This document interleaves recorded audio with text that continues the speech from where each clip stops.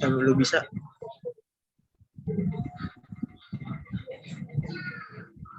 Assalamualaikum warahmatullahi wabarakatuh. Kami dari kelompok 5 akan mempresentasikan tentang sumber daya alam dan desain kerja. Saya Reja Firdaus dan anggota saya Endar Diki Saputro, Muhammad Fadila Isbanto, Muhammad Hasbi Gurmindah, dan Arifudin Bolikoda. Pertama-tama saya akan menjelaskan tentang definisi sumber daya manusia dan desain kerja. Suatu individu yang bekerja sebagai penggerak suatu organisasi yang bertujuan untuk mencapai keberhasilan suatu perusahaan atau kelompok. Sumber daya manusia juga sebagai penentu suatu keberhasilan perusahaan.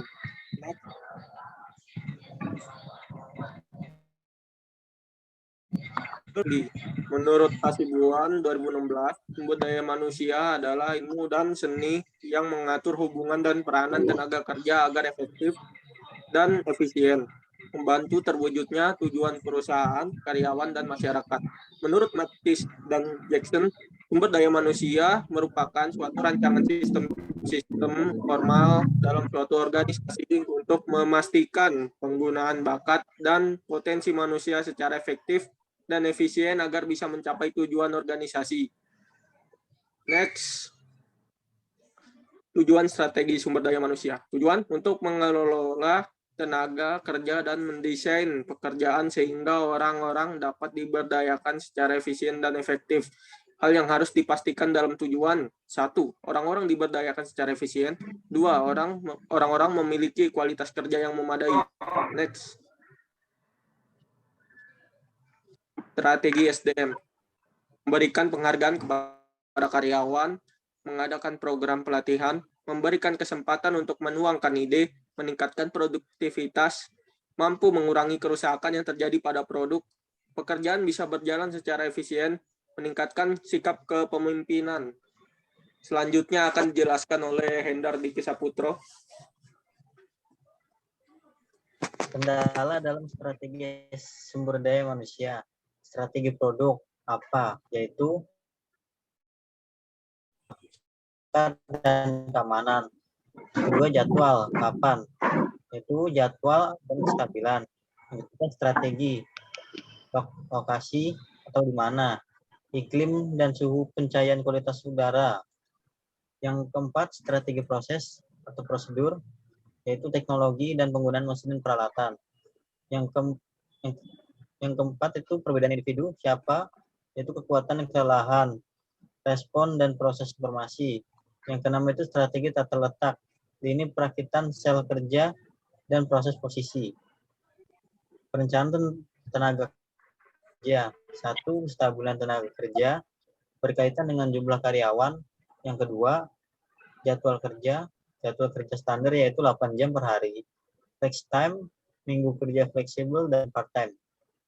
Standar tenaga kerja atau labor standard adalah waktu yang seharusnya diperlukan untuk mengerjakan suatu pekerjaan atau bagian dari pekerjaan.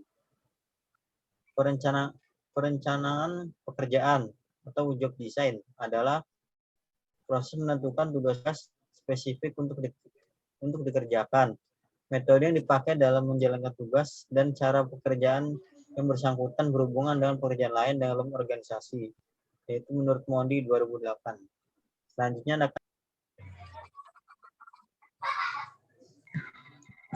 Penetapan standar tenaga kerja, yaitu standar tenaga kerja merupakan jumlah waktu yang diperlukan untuk melaksanakan sebuah pekerjaan atau sebagian pekerjaan. Dengan adanya standar kerja yang akurat ini, manajemen dapat mengetahui semua hal-hal apa saja yang dibutuhkan pekerja maupun perusahaan tersebut. Penetapan desain kerja. Terdapat 7 desain kerja, diantaranya spesialisasi pekerjaan. Contohnya ya, ahli, apa dia yang bisa diahlikan, apa yang ahli dalam pekerjaan tersebut. Terus kedua, ekspansi pekerjaan. 3, komponen psikologis. 4, tim yang mandiri. 5, motivasi dan sistem insentif. 6, ergonomi. 7, tempat atau visual kerja. Selanjutnya akan dijelaskan oleh Bu Mari.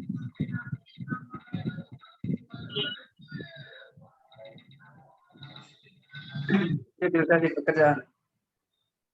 Spesialisasi pekerjaan adalah pembagian pekerjaan menjadi tugas-tugas yang khusus. Dengan spesialisasi pekerjaan dapat menekan pembiayaan yang terlalu mahal dengan tenaga kerja yang memiliki banyak keahlian. Next.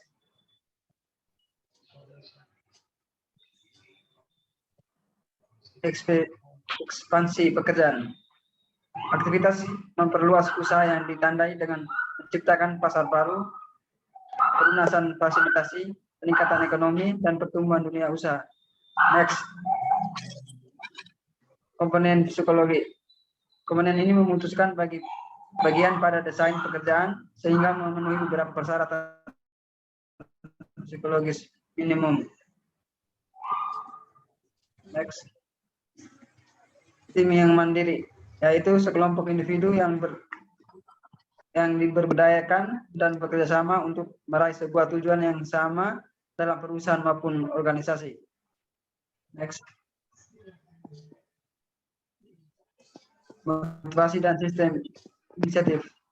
Komponen psikologis dari suatu desain pekerjaan memberikan pandangan pada sejumlah faktor yang berkontribusi pada kepuasan kerja dan motivasi. Next.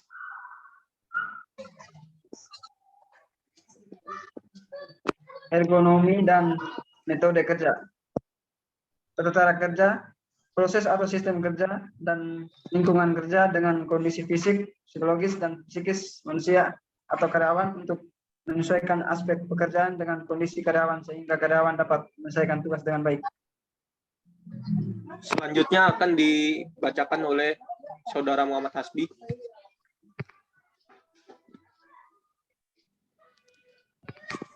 Manfaat tempat kerja visual. Di sini diantaranya adalah ada 5. 1. Menghilangkan kebingungan dan pekerjaan yang sulit dimengerti. 2. Meningkatkan perbaikan. 3. Sebagai alat komunikasi yang baik bagi semua pihak. 4. Membantu pemahaman karyawan tentang pekerjaan yang dijalankan. Dan 5. Menghilangkan aktivitas yang tidak memberikan nilai tambah dan pemborosan bagi perusahaan. Next.